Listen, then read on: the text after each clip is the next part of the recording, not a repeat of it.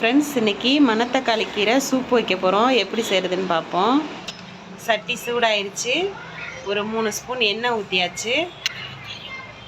ஒரு 10 சின்ன வெங்காயம் இந்த மாதிரி கட் பண்ணி போட்டுக்கோங்க.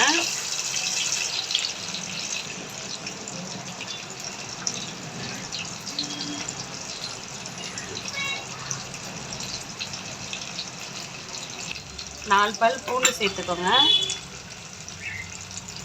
2 பச்சை மிளகா, 2 காஞ்ச மிளகா சேர்த்துக்கோங்க.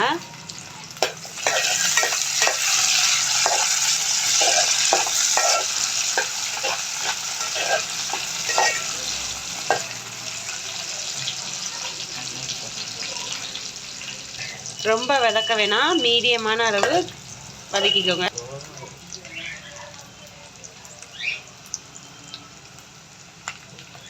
ஒரு தக்காளி சேர்த்துக்கோங்க.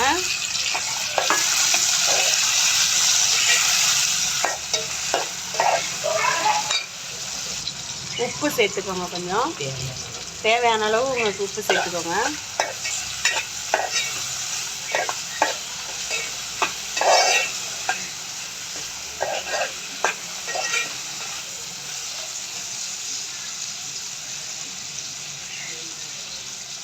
ஒரு ஸ்பூன் கறி மசாலா தூள் இந்த மாதிரி தண்ணியில் கரைச்சி வச்சுருக்கோம். அதை அதில் சேர்த்துக்கலாம்.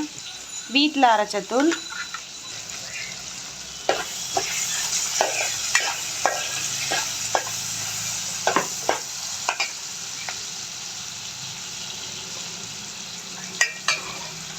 மணத்தக்காளி கீரை சேர்த்துக்கோங்க. ஒரு கைப்பிடி அளவு நாங்கள் எடுத்துருக்கோம். உங்களுக்கு தேவையான அளவு எடுத்துக்கோங்க. இந்த கீரை எங்கள் வீட்டிலே விளைஞ்ச கீரை தான்.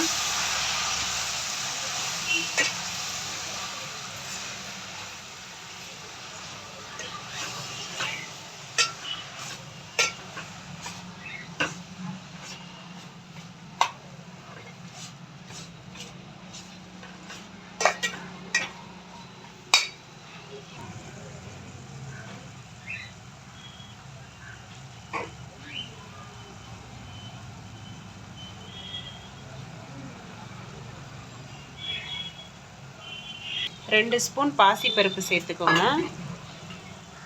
கறி மசாலாவை இப்போ நம்ம இதில் சேர்த்துக்கலாம். அரிசி களைஞ்ச தண்ணி தேவையான அளவு எடுத்துக்கோங்க.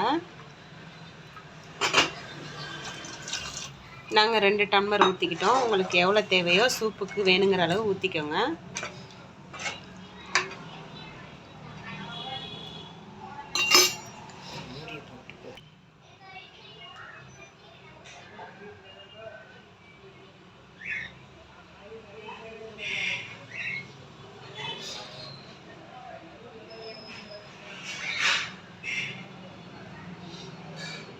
இந்த மாதிரி மூடி போட்டு கொதிக்க வச்சுக்கோங்க.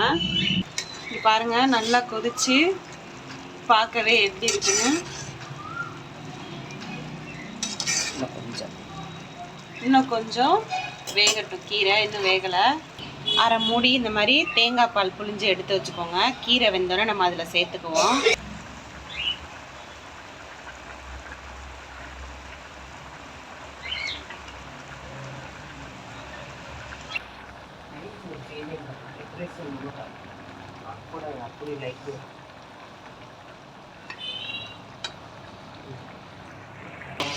தேங்காய் பால் இதில் சேர்த்துக்குவோம். கீரை வெந்துருச்சு.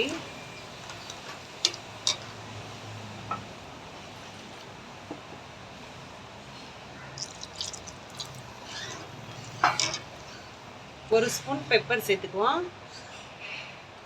மணத்தக்காளி கீரை உடம்புக்கு ரொம்ப நல்லது. வயிற்று புண்ணுக்கெல்லாம் நல்லது.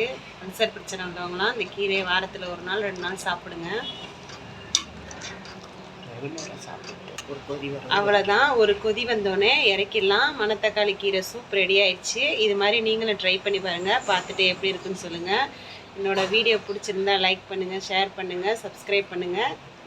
நான் போடுற வீடியோ அப்போ தான் உங்களுக்கு உடனே வரும்.